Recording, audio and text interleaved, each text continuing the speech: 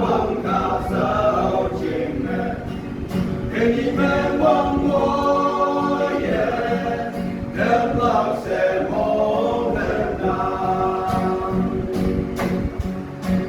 thấy ye đâu đi bằng cả mai này thế nhỉ cái gì em chính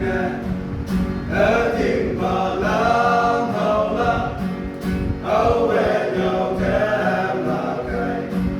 sẽ thấy em một buổi